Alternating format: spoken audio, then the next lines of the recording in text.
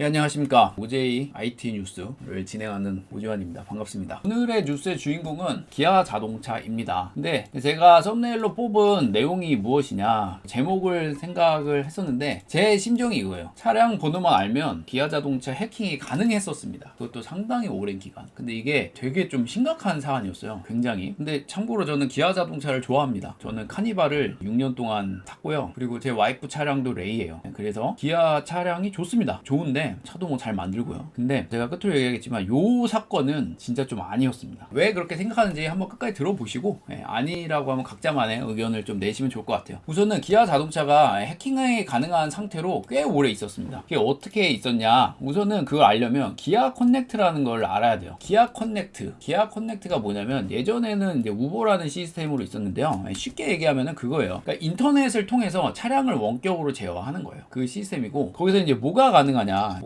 보면 요거 이런 것들이 가능해요. 문 잠고 시동 켜고 문 열고, 그리고 시동 끄고, 뭐 창문 열고 창문 닫고, 환기, 비상등 켜기, 경적, 뭐 여러 가지 것들이 가능합니다. 그런데 이게 털려가지고 지금 무슨 말이냐면, 그냥 해커가 마음만 먹으면은 요거를 내 차를 마음대로 이렇게 할 수 있는 상태였다라는 거예요. 그래서 이제 기아 커넥트 이제 원격으로 이런 식으로 이제 차량을 제어하는 거예요. 그러니까 여기 이제 뭐 기아 차량 하나 갖다 놓으면 요거를 이제 마음대로 이렇게 조작할 수 있었다라는 거죠. 근데 이게 그래도 이제 좀 알아보니까, 이게 뭐 기사를 알아보면 여러 가지 말이 다르긴 한데, 그냥 어떤 옛날 차량 같은 경우에는 꼭 그러니까 기아만을 얘기하는 게 아니에요. 그냥 원격으로 시동을 걸면 그거를 타고 갈 수 있었던 그런 차도 있는 것 같아요. 근데 좀 제가 조사해본 결과로는 지금은 뭐 시동을 걸더라도 키를 갖고 오지 않으면은 차를 몰고 갈 수 있는 그런 건 아닌 것 같더라고요. 그래서 좀 문제가 그래도 생각보다 덜 심각했던 건데, 만약에 그게 맞다면. 근데 그럼에도 불구하고 여기는 이제 좀 문제가 있었어요. 자, 이제 우선은 왜 그런가 이제 차근차근 한번 제가 얘기를 해볼게요. 우선은 요게 이 기아 커넥트, 이제 우버라는 거는 아까도 잠깐 얘기를 했지만 SK텔레콤이나 LGU 플러스, LTE 이런 통신망을 통해서 결국에 IP를 가지고 서버와 TCP 통신을 한다고 보면은 돼요. 그래서 그 TCP 통신을 받아들이는 모듈이 차 안에 있는 거고, 그 모듈을 통해서 차량들을 제어하는 이런 아주 기본적인 어떤 구조인 거예요. 기본적인 구조. 그래서 제가 간단하게 이제 여기 보면 IT를 모르실 분도 계시니까, 이렇게 이제 여기 차가 있고 여기 서버가 있고 내 핸드폰이 있어요. 핸드폰이라고 할게요. 그럼 여기서 제어를 하면 아까 얘기했던 이 통신망 있잖아요. LTE망을 통해서 뭐예요? 이 IP가 있죠. 여기 서버, 중앙 서버가 있고, 이 서버에 이제 뭐 어떤 제어 명령이 가는 거예요. 이렇게. 그러면 이 서버가 요 차량, 내 차량 있죠. 바퀴 달린 요거. 요 차량을 제어하는 이런 구조인 거예요. 그렇다라고 하면 당연히 여기서 오고 가는 여기에 뭐가 중요하냐면 보안이 굉장히 중요하죠. 근데 이게 털렸다는 거예요. 여기서 털렸어요. 자, 그래 이 과정을 좀 보도록 하겠습니다. 쭉 보면 이제 요점을 제가 정리해 놓은 건데, 이렇게 요점을 정리해 놨거든요. 자, 봅시다. 사건이 어떻게 된 거냐면 2014년 6월 11일이에요. 그러니까 별로 안 됐어. 발견이 된 지 뭐 한 3달 좀 전인데, 이때 이게 왜 심각했냐면 차량 번호판, 그러니까 차량 번호만 있으면 이 아까 이야기했던 기아 커넥터를 통해서 오너 권한을 가져올 수 있는 취약점이 발견된 거예요. 근데 이게 안타까운 게 기아가 자체적으로 발견해가지고 이러면 좋은데, 기아가 발견한 게 아니에요. 누가 발견했냐면 화이트 해커가 발견을 했습니다. 그래서 이게 뺏기면 아까 얘기했듯이 원격 시동 등 했던 이 해커가 모든 걸 다 가져와서 조작이 가능한 문제가 있었다라는 거예요. 근데 여기보다 더 심각한 게 뭐냐면, 차량의 오너 이름, 전화번호, 이메일 주소, 집 주소 등 개인정보도 그냥 획득이 가능했어요. 뭐만 있으면, 이 차량 번호만 있으면. 근데 더 심각한 건 뭐냐면, 이렇게 가져가도 시동을 걸어도 오너는 몰라요. 차 앞에 있는 게 아니면. 그러면 뭐 차 안에 뭐 귀중품이나 있었으면 이런 거를 털렸겠죠. 그래서 이 아까 얘기했던 화이트 해커가 이를 증명하기 위해서 데모 도구를 제작을 했습니다. 그래서 실제로 가능하다는 걸 재현을 했고, 다만 이제 악용은 안 했어요. 근데 다행인 게 이 취약점은 현재 수정이 됐습니다. 그리고 이 취약점을 가지고 해커가 악용한 적은 없다라고 기아팀에서 밝힌 상태예요. 이것만 들으면 뭐 다행이네 라고 얘기를 할 수가 있겠죠. 그런데 이게 얘기를 들어보면 단순한 문제가 아니에요. 왜 그러냐면, 일단 여기에 해당하는 모델이 어느 정도였냐면 2014년부터 2025년까지의 기아 모든 원격 시동이 가능한 기아 커넥터를 통한 모든 제품들이 가능했다는 거예요. 그러면 이렇게 따지면은 12년간 몰랐나? 라는 의문이 들죠. 아니 2014년도부터 2025년까지 생산된 모델이 이 해킹 모드 대상이었어요. 그럼 15년 동안 몰랐냐? 제가 보기엔 꼭 그렇지는 않아요. 그렇지는 않는데, 분명한 거는 상당히 오랜 기간 몰랐을 거예요. 왜 그런지 제가 제가 그 부분 얘기를 해볼게요. 일단은 여기에 해당하는 차는 수백만 대에 달합니다. 기아차 원격 시동이 가능한, 더 정확히 얘기를 하면은 기아 차량인데 원격 시동이 가능하고 아까 얘기했던 기아 커넥터라는 서비스에 가입한 차는 다 털릴 수가 있었어요. 싹 다. 번호만 알면. 근데 여기에 안타까운 게 뭐냐면 이게 제가 얘기했던 제 차인데요. 제 차도 여기에 포함이 되었더라 라는 거예요. 그래가지고 제 차도 포함은 됐는데 하지만 저는 기아 커넥터의 전 이름인 우보는 가입하지 않았었어요. 그러니까 저는 이제 우보도 돈을 내거든요. 한 달에 한 9,000원 내니까 저는 그 돈이 아까워서 안 냈는데, 그래서 저는 해당이 어떻게 보면 안 되긴 했었지만 어쨌든 제 차량도 해킹 대상이 되었다라는 거죠. 그래서 야, 이거 뭐 이번에 처음에 뭐 이런 일이 있었나 보다 라고 생각을 했는데, 물론 기아 자동차는 아니지만 제가 이걸 조사를 하면서 깜짝 놀랐어요. 뭐냐면 저만 몰랐는지 모르겠는데 상습적으로 이런 일이 계속 일어나고 있었다라는 거예요. 좀 심각했어요. 네, 요거 이제 사건을 보면 2017년에 4월 25일, 기아는 아닙니다. 이건 현대요. 현대차에 모바일 제어 앱인 기아 커넥터하고 비슷한 블루링크의 취약점이 있었던 거예요. 그래서 도둑이 차량 잠금 해제하고 시동을 걸 수 있었다는 거예요. 그래서 현대차가 이제 3개월 만에 업데이트를 한 다음에 차단을 했어요. 근데 또 여기서 똑같은 말을 해요. 뭐라고 하냐면 신속히 해결했다. 피해차는 없었다. 근데 이게 3개월 만에 했다는 거예요. 아무튼 그래서 차량 안전에 직접적인 해를 끼치지 않았다. 피해 입은 고객은 없다라고 얘기를 똑같이 해요. 이 패턴이 계속 반복돼요. 그 다음에 제가 또 발견한 게 뭐냐면 요 기사 내용이에요. 이번에는 2022년도에 아까 17년도였는데 12월 5일인데 마이현대는 기존에 존재했던 블루멤버스 그리고 마이카스토리 차량 관리 앱을 하나로 통합한 것이다. 하여튼 뭐 앱이에요, 앱. 그래서 이거를 가지고 차량 관리를 용이하게 만든 거죠. 근데 여기에서 이제 블록체인 스타트업 유가랩스라는 보안 연구원들, 그러니까 다른 회사예요. 제 3자의 회사에서 이제 보안 연구원들이 이 현대에 트래픽 분석하고 API를 쭉 호출해서 보니 문제가 있었다라는 거예요. 털릴 수 있다는 거죠. 근데 이때는 지금 올라온 그 문제는 번호판으로 그게 터는 게 가능했는데, 이때는 뭐냐면 이메일 주소를 알면은 털 수가 있었어요. 똑같이 어떤 정보도 가져올 수 있고 원격 제어도 되고 이런 문제가 있었다라는 거죠. 근데 그 패턴이 최근에 일어난 거하고 되게 비슷해요. 포스트 요청, 이거는 이제 HTTP 프로토콜로 뭔가를 요청할 때 이제 포스트 요청을 하거든요. 그때 제이슨 본문에 이메일 내용이 포함되어 있었다라는 거예요. 그래서 이걸 가지고 조작을 하면은 털 수 있었다는 거죠. 근데 여기서도 중요한 게 뭐냐면 요즘에는 이런 거예요. 저희가 회원 가입을 해요. 만약에 그럼 회원 가입을 하면 이메일 주소를 넣으세요 라고 하잖아요. 그럼 이메일 주소를 넣어요. 그러면은 요즘에는 100% 어떤 일이 있냐면 메일 주소가 너 게 맞냐? 라는 걸 검사를 해요. 그래서 그 메일 주소를 메일을 온 거를 확인을 해서 거기서 메일을 받았습니다 하고 확인 링크를 해야만 그 메일을 가지고 홈페이지를 가입하거나 이럴 수가 있어요. 근데 2022년도에는 그게 없었다는 거예요. 없었어요. 그래가지고 그냥 메일을 적당히 넣고 회원 가입이 가능했고 이 유효성 검사 없이 어떤 부분이 통과가 되었다는 거예요. 그래서 이런 취약점이 있어가지고 털릴 수 있는 그런 상황이었다는 거죠. 2022년도 12월 달에. 근데 여기서도 똑같은 일이 또 일어나는 거예요. 현대차에서도 이런 얘기를 합니다. 연구원들이 해당 취약점을 발견하자마자 타사 컨설턴트와 함께 취약점을 부지런히 조사를 했다. 또 이번에도 문제로 피해 입은 사례가 없다고 밝혀졌다. 똑같죠, 패턴이. 그리고 계정 접근한 시도도 못 봤다. 그리고 이제 여기서 얘기를 하는 게 이 취약점을 공격하기 위해서는 공격 대상에 현대차의 계정과, 그러니까 무슨 말이냐면 현대차 그 홈페이지 있잖아요. 거기에 계정 아이디가 뭔지, 그리고 관련된 이메일 주소, 연구원들이 사용하는 특정 웹 스크립트, 뭐 스크립트 분석할 줄도 알아야 되고, 이렇기 때문에 실제로는 이걸 하기가 굉장히 어려워서 피해를 입은 사람이 없었다라는 얘기를 하죠. 근데 이번에도 이제 공통점이 있었는데 그게 뭐냐면 보안업체, 여기서 이제 얘기하는 게 뭐냐면 자동차 탈취 시나리오는 거의 대부분 API 보안의 미흡함과 관련이 깊다라고 강조를 한다. 이게는 이제 모르시는 분들을 위해서 이제 설명을 하면 서버가 있잖아요. 서버. 여기 서버가 있다고 칠게요. 그러면 서버가 있고 여기 앱이 있다고 쳐봐봐요. 그럼 앱이 있으면 이 서버와 이제 통신합니다. 앱이 통신하고 여긴 자동차, 서버는 이 자동차하고 통신하죠. 그러면 여기서 앱이 서버한테 이런 것들 요구해요. 나 지금 로그인 하려고 해. 내 아이디는 뭐고 패스워드는 뭐야? 라는 것들을 알려주고, 그 다음에 그럼 서버는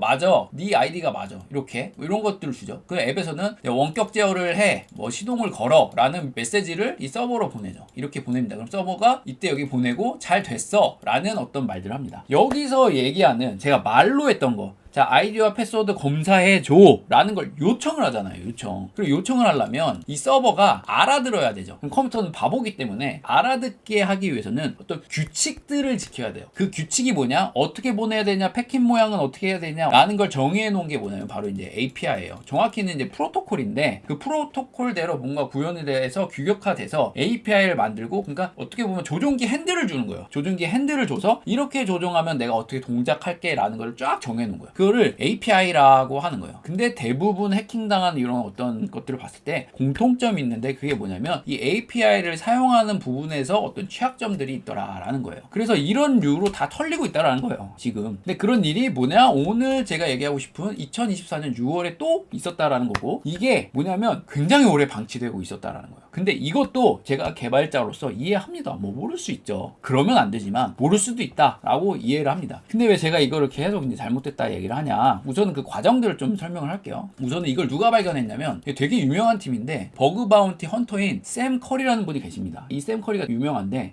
보안 연구진하고 해서 한 5명 된대요. 그래서 이분들이 뭐 기아에서 요청한 건 아니에요. 근데 요청한 건 아닌데 그냥 기아차 딜러 포털 사이트에 심각한 보안 취약점이 있다라는 걸 발견한 거예요. 근데 포털 사이트는 이런 식으로 생겼어요. 실제로 지금도 이제 돌아가는 거예요. 이 사이트에 문제가 있었다는 거예요. 그래서 하여튼 아까 얘기했듯이 차량 잠금이나 이런 걸 다 할 수 있는 어떤 문제점들이 발견이 된 거죠. 그래서 이게 어느 정도였냐면 30초면 털 수가 있었어요. 그래서 좀 머리 아프시겠지만 과정에 대해서 좀 설명드릴게요. 어떻게 이렇게 털었냐. 요거 이제 과정을 보면은 아까 얘기했던 딜러 홈페이지 있죠? 이 사람들이 어떻게 발견했냐면, 이 사건이 있기 전에 2년 전에 12개 이상의 자동차 제조사의 이제 보안 취약점을 찾은 거예요. 근데 1,500만 대 이상, 여기는 기아만 포함되는 게 아니에요. 다양한 어떤 차량들이 원격적으로 위치 추적도 되고 시동도 끄고 잠금 해제도 하고 이런 치명적인 문제를 발견했었어요. 그래서 뭐 그랬었지 하고 이제 시간이 지났는데, 2년 정도 지난 다음에 그냥 취약점이 있었던 그 제조사들을 다시 한번, 여기 아까 얘기했던 버그 바운티 회사 여기 있죠? 여기서 다시 조사 한번 해볼까? 요 생각을 가진 거예요. 그래서 한번 조사를 해봤어요. 근데 조사를 했는데 아까 보여드렸던 사이트에서 굉장히 이제 취약점이 있다라는 거를 알게 된 거죠. 근데 왜 이분들이 취약점을 파기 시작했냐면, 보통은 앱을 통해서 제어를 하잖아요. 근데 이 기아 오너 사이트에서는 앱뿐만 아니라 그 인터넷을 통해서, 브라우저를 통해서 차량 제어 명령을 보낼 수 있게끔 되어 있었던 거예요. 그래서 이거 뭐야? 뭐 좀 흥미로운데? 그러면서 이제 웹사이트의 프록시 서버 이런 것들을 이제 조사하기 시작한 거예요. 그러면서 API를 파기 시작한 겁니다. 과정이 이제 어떻게 터냐? 그냥 이 과정들을 제가 쭉 봤는데 여러분들이 이해하기엔 좀 머리가 아플 것 같고, 요점을 정리하면 이거예요. 요 딜러 사이트에서 딜러로 계정을 등록을 합니다. 등록을 하면은 HTTP 응답을 통해서 액세스 토큰을 획득을 가능한 거예요. 이 방법은 구체적으로 얘기는 안 할게요. 근데 여기에 차량 번호만 있으면 된다는 거예요. 이 과정에서 등록을 하고, 그러면서 HTTP 이 패킷은 뭐 그냥 우리가 보고 싶으면 볼 수 있거든요. 개발자들은 어떻게 오는지 네트워크를 통해서 보는 방법은 여러 개 있습니다. 근데 거기 보면 제이슨 문법이 있습니다. 막 이렇게 또 우리가 읽을 수가 있어요. 액세스 토큰 막 이래가지고 읽을 수 있는 스펠링으로 써 있어요. 막 이렇게 토큰 읽을 수가 있단 말이에요. 그래서 이거를 쭉 읽어서 이제 액세스 토큰을 획득을 합니다. 여기서 뭐냐면 딜러 계정을 통해서. 근데 이 딜러 계정을 통해서 개인 차량 소유자 그 번호판의 번호를 통해서 개인 정보를 가져올 수 있는 취약점이 있는 거예요. 여기 사이트를 통해서 얻은 토큰으로. 그래서 그 개인 정보를 통해서 뭘 할 수 있냐면 이메일, 아까 뭐 주소 이런 등등등을 알 수가 있는 거예요. 그래서 이거를 통해서 원래 오너가 모르게끔 뭐냐면 어떻게 보면 회원가입을 또 할 수 있는 거예요. 그러니까 내 차량 주인이 있는데 부차량 주인으로 등록을 할 수 있게 돼버린 거예요. 그러면서 등록한 다음에 부가 사용자로 추가를 해버려요. 이때부터 뭐냐면은 원격 제어가 가능해지는 그런 문제가 있고, 이때 정작 차량 주인은 알지 못하는 거예요. 그래서 이 과정에서 뭐 여러 가지 뭐 하여튼 다 가져올 수가 있는 거예요. 차량도 막 문도 열고 그 안에 물건 있으면 다 꺼낼 수도 있고, 진짜 이거 그냥 스크립트 짜가지고 프로그램을 만들 수가 있거든요. 이렇게 되면은 뭐 30초 만에 가능한 게 프로그램 만들면 충분히 가능한 상태가 돼버린 거죠. 그래서 이게 진짜 여기까지도 제가 이해를 해요. 이해를 하는데 제가 왜 이제 흥분을 하고 이건 정말 잘못됐다라고 얘기를 하는지 좀 설명할게요. 우선 아까 얘기했던 버그 이제 바운티가 뭔지를 좀 설명할게요. 버그 바운티는 윤리적인 화이트 해커예요. 화이트 해커여가지고 그 회사에서 허용한 이제 자산, 뭔가 홈페이지나 뭐 이런 것들을 이제 분석을 하는 거예요. 쭉 분석을 해서 보안 취약점이 무엇입니다. 그래서 이제 보고를 하는 거예요. 보고를 하고 이제 보상을 받아가는 하는 이 제도를 버그 바운티라고 해요. 그럼 아까 연구소는 버그 바운티 헌터라고 했잖아요. 그 무슨 말이냐면 이렇게 보상해주는 제도가 있는 회사를 찾아가지고 우리가 찾았어요. 그래서 그 상금들이나 이런 거를 받아가고 취득해가는 그런 사람들을 헌터라고 하는 거예요. 그런데 그 버그 바운티 헌터 중에 아까 이제 기아 쪽에 관여한 게 바로 샘 커리라는 사람이에요. 그래서 이 여기는 팀을 이제 구성하고 있는데 5명 정도의 보안 연구원들로 구성되어 있다라는 거예요. 그래서 이 팀은 이제 사실상 굉장히 좀 유명한 팀인데 여기만 한 게 아니라 애플 그리고 테슬라 그리고 뭐 하여튼 유명한 차량들을 굉장히 뭐 차량도 그렇고 그런 회사들을 다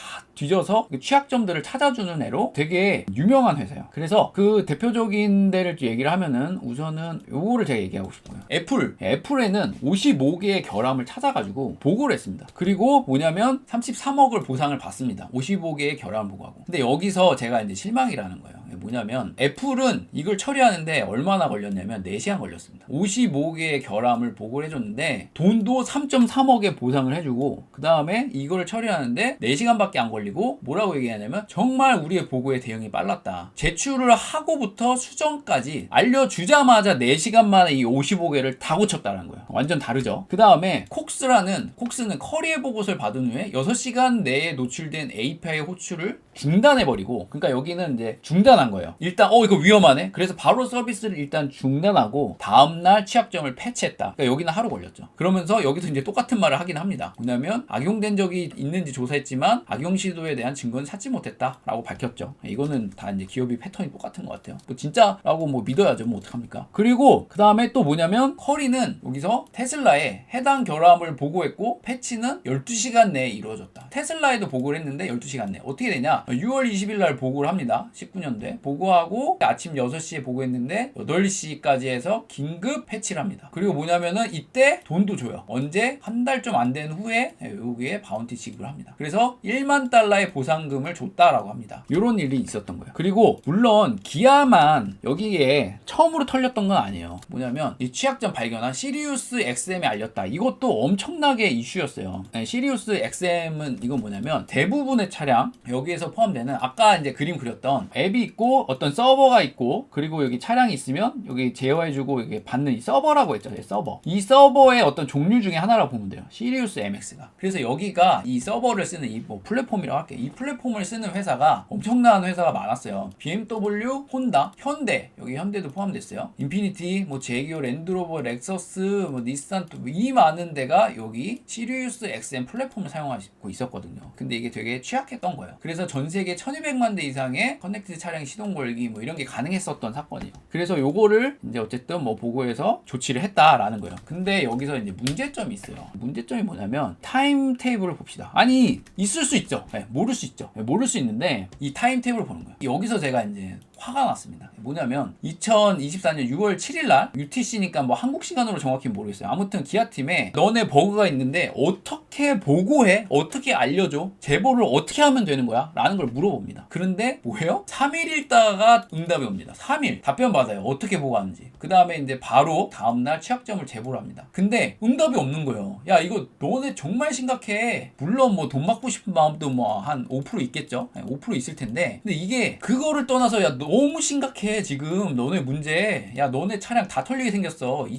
2015년도부터 이거 된 거 다 이거 커넥트 난리 났어. 그래서 다음날 또 알려줍니다. 야 너무 심각해. 그래 메일을 또 보냅니다. 근데 뭐냐면은 처음 답변 받고 4일 있다가 조사 중이에요 라고 응답을 받게 됩니다. 그래서 뭐냐면 또 4일 있다가 야 어떻게 된 거야. 뭐 또 스크린샷 뭐 도구 있잖아. 이메일 도구 뭐 데모 한 거 막 이런 거까지 해가지고 또 보냅니다. 그리고 뭐 별로 응답이 없으니까 또 이틀 있다가 뭐예요? 번호판 입력해서 접근하는 막 스크린샷 이런 거를 다 알려준 거예요. 그러면서 또 얘기가 없어서 8월 12일 날 야 너 이거 빨리 야 업데이트 해. 너네 취약해 라고 얘기를 한 거죠. 그 다음에 뭐냐면 여기서 이제 한 2달쯤 지나서 답변이 오는 거예요. 자 해결 다 했고 테스트 중이라고 응답을 합니다. 이게 저는 이게 이제 심각하다라고 보는 거예요. 여기서 이거는 제가 보기엔 절대 2달 걸릴 일이 아니에요. 이 취약점을 고치는 거는. 왜냐면 이게 진짜 막 어렵고 막 진짜 힘들고면 제가 이해를 하겠는데 어떤 API적인 요소잖아요. 패킷 주고받고 이게 취약하네. 그러면 솔직히 이 구조를 알고 있으면 하루면은 고쳐요. 하루면. 근데 이게 만약에 하청업이고 막 이렇게 연결하는 게 어렵다 하더라도 아니 이게 2달 걸리는 게 말이 되냐라는 거예요. 제가 보기에는. 왜 이렇게 지환이 흥분합니까? 제가 이런 경험이 있어서 그래요. 제가 이런 비슷한 경험이 있었어요. 제가 이제 화이트 해커는 아니지만 화이트 해커 짓을 했던 적이 있어요. 여기 보면은 제가 뉴스에 났던 적이 있는데, 그러니까 제 와이프가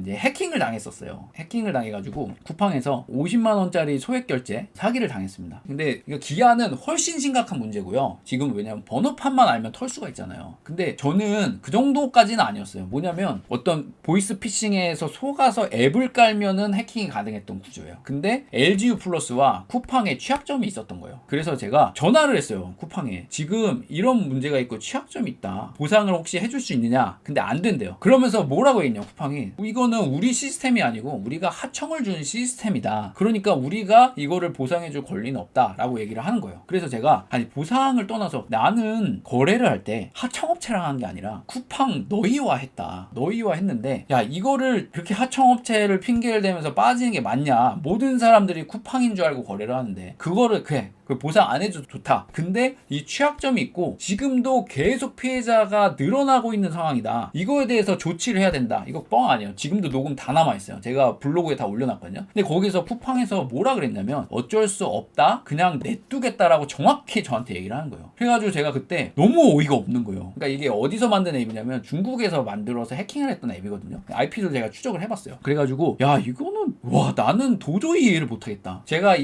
그 앱을 가지고 똑같이 구현을 했어요. 똑같이 구현을 해가지고 제가 이게 가능하다라는 거를 알려줬어요. 그 피해자 이제 홈페이지에. 근데 그 중에 뉴스에 관련된 기자분이 있었던 거예요. 그래서 저를 촬영하러 왔고 그러면서 촬영하면서 제가 재연을 하고 3만 원인가를 제가 가져왔어요. 제 통장으로 입금시키게 만들어 버렸단 말이에요. 이게 가능하다라는 거를 보여주기 위해서. 그러면서 그게 뉴스에 나면서 일이 커진 거예요. 일이 커지면서 제가 그때 좀 솔직히 쿠팡을 좀 싫어하게 됐어요. 그렇다고 쿠팡 안 쓰나요? 쿠팡 쓰는데 한 몇 년간 안 썼어요. 뭐냐면 어떻게 하냐면 그렇게 이슈화가 되자마자 바로 소액결제 막아버리고 그 다음에 LGU 플러스 네 잘못이야 하고 싹 넘겨버리더라고요. 그러면서 이제 LGU 플러스와 쿠팡이 언론전을 하는 걸 제가 실질적으로 이제 경험을 했었어요. 그러니까 이게 제가 아까 얘기했던 너무 겹쳐요. 이게 겹쳐요. 어떤 일이 있었을까? 회사 직원들이 양심과 윤리에 의해서 뭔가를 하기보단 회피성 발언과 네 책임 내 책임 이러면서 그런 일들이 여기에도 있었다고 봐요. 저는 2달이나 걸릴 수가 없거든요. 이렇게 일이 있었고 그러니까 얘를 연락이 왔어. 진짜 이거 어떡하냐. 큰일 났다. 우리 보안 취약점이 있는데 이거 언론에 공개되면 안 되는데 어떻게 할까요? 뭐 어떻게 최대한 조용히 어쩌고 저쩌고 막 했을 것 같아요. 그래서 제가 장담하는데 결국에 이거를 취약점을 해결 완료한 후에 대중에 공개했잖아요. 저는 이거 기아가 안 했을 것 같아요. 아까 얘기했던 헌터 버그 바운티 제도를 헌팅하는 그 헌터들이 얘기를 했잖아요. 그러면서 거기서 공개했을 것 같아요. 제가 보기에는 이거는 뭐 확실하지 않습니다. 다 뇌피셜이에요. 기아 담당자님들만 알죠. 근데 분명한 건 개발자의 양심에 의해서 이거는 절대로 2달 동안 걸려서 해결할 문제가 아니라는 거예요. 그렇다는 건 뭐냐면 여기에 어떤 뭔가가 있었을 것 같다라는 게 제 뇌피셜입니다. 하지만 분명한 건 저한테도 만약에 이거를 소스코드 처음 주고 너 이거 2달 안에 고쳐 뭐 며칠 안에 고쳐 하면 고칠 수 있어요. 그만큼 어렵지 않은 문제라는 거예요. 하여튼 그렇고요. 정말로 이건 아닌 것 같다. 정말 아닌 것 같다라는 게 제 생각이고 이거는 제가 겪었던 쿠팡 LG 플러스처럼 뭔가 이 기술과 문제를 해결하는 게 아니라 그 대기업의 어떤 시스템과 책임 회피와 이런 것들이 겹쳐서 이렇게 오래 걸리지 않았을까라는 게 저의 생각입니다. 그러면서 제가 이제 그 생각이 드는 거예요. 그러면은 이게 버그 바운티라는 게 있다? 그러면은 뭐 보상을 해줬을까? 그래서 제가 아무리 찾아도 기아에서 보상을 해줬다라는 내용이 없는 거예요. 그래서 이거는 그냥 챗 GPT한테 물어봤어요. 물어보는데 지가 막 웹을 다 조사하더라고요. 영어로. 그러면서 이렇게 얘기를 해요. 기아는 보안 취약점에 대한 감사는 표하지만 현 시점에서는 금전적으로 보상을 제공하지 않고 있어 라고 GPT가 얘기를 했어요. GPT 말은 100%못 믿겠죠. 근데 분명한 건 뭐냐면 보상을 해줬다라는 내용을 찾기가 너무 힘들고 뭐 어디 있으면 모르겠는데 제가 뭐 찾았는데 없더라 라는 거예요. 그래서 기아가 이거에 대한 보상을 해줬는지 안 해줬는지는 모르겠지만 분명한 건 뭐냐면 껄끄러워한 것 같다. 이 기간을 봤을 때 시간을 봤을 때 그런 그냥 느낌이 든다 라는 거고 제가 생각하는 게 모두 다 잘못된 거였더라도 그래도 개발자 양심을 볼 때 2달 동안 이거를 해결을 안 하고 방치를 해놨다. 이거는 잘못됐다. 이거는 진짜 문제가 있었다. 라는 게 제 개인적인 생각입니다. 이거는 잘못이 있다. 또 그렇고요. 그래서 아까 얘기했던 12년간 그럼 이게 방치가 되어 있었느냐라는 거에 대한 질문의 대답. 그러니까 해당이 아까 제가 뭐라 그랬냐면 2014년도부터 2025년도까지 있잖아요. 이 기아 모델이 다 해당이 됐었어요. 지금은 뭐 해결됐다고 하지만 12년간 몰랐냐. 이걸 계산해보면 12년이잖아요. 그건 아니지만 분명한 건 뭐냐면 이 사이트, 요 사이트가 언제 설립되었는지 모르겠지만 이 사이트를 설립하고 아까 얘기했던 웹을 통해서 원격 제어하는 구조가 성립이 되었을 때부터는 계속 털 수 있었던 거예요. 제가 보기에는 못해도 수년입니다. 수년간은 그 취약점을 가지고 있었다는 거. 저는 그렇게 생각을 합니다. 그래서 이게 12년은 아니에요. 정확히. 근데 논리적으로 봤을 때 수년간 이거는 취약점이 있었다라고 보여집니다. 그래서 지금 보면은 기아가 뭐 보상을 해줬는지 모르겠지만 그러면은 이게 버그 바운티라는 거에 아직은 한국에서는 그렇게 잘 도입이 된 시스템은 아니에요. 심지어 어떤 일이 있었냐면 이런 일이 있었다고 합니다. 이거는 좀 오래된 기사인데 2015년도에 한 시립대 소프트웨어 학과에서 수업에서 웹사이트 보안 취약점을 확인하라고 얘기를 한 거예요. 숙제를 냈겠죠. 그래서 이 과제를 수행하던 학생이 이제 경찰 조사를 받게 됩니다. 그래서 결국에 뭐냐면 기소유예 처분을 받았는데 어떻게 됐냐면 자전거 대여 사이트에 패킷을 분석을 해본 거죠. 그랬는데 쭉 보니까 영원으로 이렇게 패킷을 바꿔서 보내면 영원으로 결제할 수 있는 취약점이 발견된 거예요. 그래서 업체에다 제보를 했습니다. 이런 문제가 있다 하고 제보를 했더니 아니 이거 알려줘서 고맙다라는 게 아니라 형사고발을 해버립니다. 우리 웹사이트인데 몰래 침입해서 불법 해킹을 했다라는 이유로 이제 고발을 해버린 거예요. 그래서 이게 결국 혐의가 인정이 돼버렸어. 의도도 없는데. 그러니까 이게 진짜 법이 뭐 있다고인지 모르겠어요. 그래가지고 결국에 기소유예 처분을 받았다라는 게 2015년도의 사건이에요. 지금 어떻게 됐는지는 정확히 모르겠어요. 하여튼 이런 사건이 있었다라는 거는 기사로 팩트로 나와 있습니다. 근데 좀 그런 인식이 좀 바뀌긴 해요. 그의 선두주자 뭐 카카오가 욕을 많이 먹지만 그래도 카카오가 지금은 공식적으로 버그 바운티 시스템을 도입하고 있는 회사 중에 하나입니다. 그래서 카카오가 자사 서비스에 치명적인 오류를 발견한 이제 이용자에게 최대 1,000만 원, 뭐 몇 억은 아니지만 버그 바운티 프로그램을 본격적으로 확산한다. 그래서 2022년 12월 13일부터 이렇게 뭐 했는지 어쨌는지 모르겠지만 기사가 났다라는 거예요. 기사가 났어요. 그래서 보면은 카카오 버그 바운티 이렇게 치면은 여기 있습니다. 이런 식으로 뭐 프로그램이 있긴 있다. 뭐 해달라라고 뭐 나름 깨어 있는 거죠. 뭐 이런 거를 볼 수가 있네요. 이런 형태가 이제 지금 유지되고 있다라는 거예요. 그래서 오늘 뭐 조사한 내용들은 다 얘기를 했는데요. 제가 이게 취약하다 어쩌다 막 이랬을 때 제가 드는 생각은 이제 회사의 오너로서 결국에 직원들이 이렇게 느리고 이런 거는 이렇게 막 대처가 되고 이런 문제가 일어나고 쿠팡 때도 이렇고 이거는 결국에 직원의 문제도 있지만 이제 회사의 문제도 있다라고 저는 보여져요. 그렇게 뭔가 자율권도 안 주고 그리고 내가 뭔가 사명감과 문제에 대해서 소명 의식을 갖고 해결할 수 없는 그런 어떤 시스템들이 있는 거고 오히려 그런 걸 했을 때 페널티를 먹는 그런 구조가 있지 않을까라는 게 제 예상이에요. 이거는 지원이 알지도 못하면서 왜 그러나요? 라고 얘기할 수도 있는 부분인데 저는 이제 회사를 운영하면서 오너로서 있으면서 그리고 그 전에 뭐 삼성이나 LG나 이런 직원들을 만나서 같이 일해본 경험들이 있어요. 근데 특히 위로 올라가고 대기업 사람들의 특징들이 있습니다. 그분들은 인정하기 싫겠지만 뭐냐면 회픽성 발언을 굉장히 많이 해요. 예를 들어서 무슨 일이 나고 어디에 문제가 터지면 그거를 책임지는 발언들을 잘 안 해요. 정말로 잘 안 해요. 이거는 아마 그 업계에 있는 사람들은 뭐 부정할지는 모르겠지만 제가 만난 분들은 대부분 그랬습니다. 그래서 거기에서 어쩔 수 없는 무언가가 있나 보다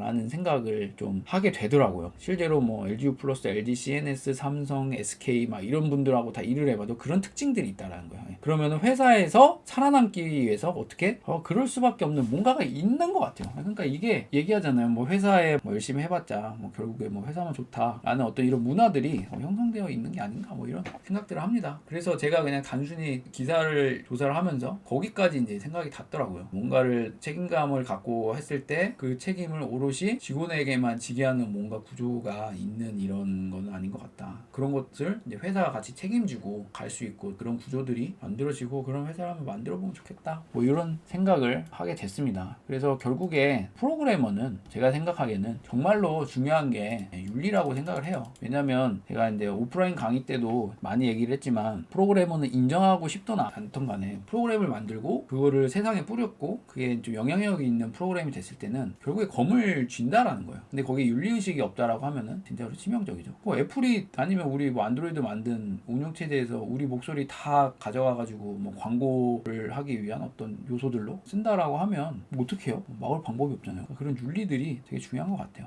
하여튼 그런 생각을 한번 해보는 시간이었습니다. 그래서 이제 정리하겠습니다. 기아가 털렸다. 털렸는데 털리는 거 개발자로서 충분히 이해된다. 모를 수도 있다. 근데 그거보다 털리는 이런 사건보다 뭐 피해자가 없었다고 하니까 그거는 뭐 몰랐으니까 그럴 수도 있다. 근데 알았을 때 대처가 너무 실망스럽다라는 게 저의 마지막 마무리 발언입니다. 그러면 이상으로 오늘 준비한 뉴스는 여기서 마치도록 하겠습니다. 네, 이상으로 오지의 IT 뉴스의 오지환이었습니다. 감사합니다. 안녕히 계십시오. Let's go.